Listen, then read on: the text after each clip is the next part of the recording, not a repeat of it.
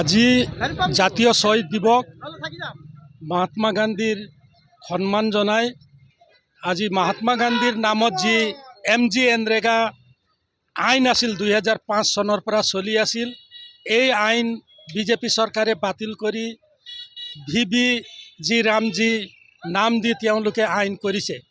এই MGNREGA যি সুবিধা আছিল, টকা যিটো শ্বেয়াৰ আছিলে 90% কেন্দ্ৰ চৰকাৰে দিছিল আৰু 10% ৰাজ্য চৰকাৰৰ আছিল।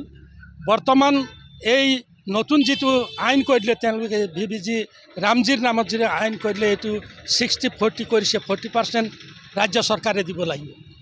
আৰু অন্যান্য ইয়াত MGNREGAত গ্ৰাম্য অঞ্চলৰ যিসকল কাম নথকা মানুহ তেওঁলোকে কামৰ সুযোগ আছিল, কাম দিব নোৱাৰিলে যদি আবেদন কৰে তেতিয়াহ'লে ভাত্তা দিয়াৰ ব্যৱস্থা আছিল।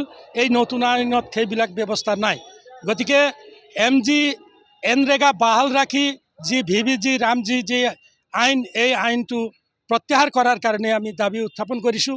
গোটেই অসমত আজি এই কাৰ্যসূচী হৈছে আৰু আমাৰ চৰকাৰে খেতিয়কৰ ক্ষেত্ৰত MSP যি ধৰণে ধানৰ দিছে, কিন্তু ক্ৰয় চেণ্টাৰবিলাক সুবিধা নাই, ক্ৰয় সময়ত নকৰে, খেতিয়কৰ হাতৰ পৰা ধান গুচি যায়। আমাৰ দাবী হ'ল MSP দিয়াৰ লগে লগে কৃষকৰ পৰা ধান ক্ৰয় কৰাৰ চৰকাৰে বিভিন্ন চেণ্টাৰ, পঞ্চায়ত ভিত্তিত চেণ্টাৰ কৰি ধান সময়মতে ক্ৰয় কৰাৰ ব্যৱস্থা কৰিব লাগে। আৰু আলু, মাহ, সৰিয়হ, মৰাপাট, কুঁহিয়াৰ ইত্যাদিৰ MSP দিয়াৰ ব্যৱস্থা কৰিব লাগিব। কোল্ড হাউচৰ ব্যৱস্থা কৰিব লাগিব। আজি আমি তিনিচুকীয়াত যিটো দেখিছোঁ, আলু খেতিয়কে ট্ৰেক্টৰত আনি ৰাস্তাত পেলাই আন্দোলন কৰিছে। এই ধৰণৰ আজি অৱস্থা। কৃষকৰ যিটো ন্যায্য মূল্য চৰকাৰে নিৰ্ধাৰণ কৰি ক্ৰয় কৰাৰ যি ব্যৱস্থা কৰিব লাগিব, সেইকাৰণে আজি আমি আন্দোলন কৰিছোঁ। আমাৰ চৰকাৰে যিবিলাক কাম কৰি আছে, জনবিৰোধী, আজি দেশ বিৰোধী কাম কৰি আছে। গতিকে আজি মহাত্মা গান্ধীৰ নামটো নাইকিয়া কৰাৰ কাৰণে তেওঁলোকে নতুন আইন আনিছে।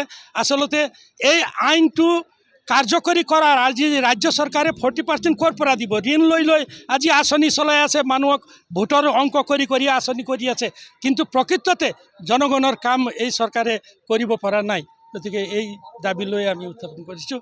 আৰু এইবিলাক দাবী লৈ অহা 12 ফেব্ৰুৱাৰীত কেন্দ্ৰীয় ট্ৰেড ইউনিয়নসমূহে যৌথভাৱে জেনেৰেল ধৰ্মঘট আহ্বান দিছে। সাধাৰণ ষ্ট্ৰাইক হ'ব গোটেই ভাৰতবৰ্ষৰ লগতে আমিও আমাৰ অঞ্চলত ধৰ্মঘট সফল কৰাৰ কাৰণে কাম কৰিম।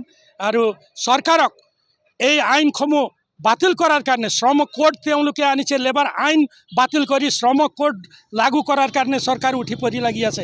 গতিকে 4টা যি শ্ৰম কোড আনিছে তাক বাতিল কৰা, কৃষকৰ অধিকাৰ ৰক্ষা কৰা, শ্ৰমিকৰ অধিকাৰ ৰক্ষা কৰা, সংবিধান ৰক্ষা কৰা, এই দাবী লৈ 12 আগষ্টৰ যিটো 12 ফেব্ৰুৱাৰীৰ যি ধৰ্মঘট, এই ধৰ্মঘট সফল কৰাৰ কাৰণে ৰাইজক আমি আবেদন জনাইছোঁ।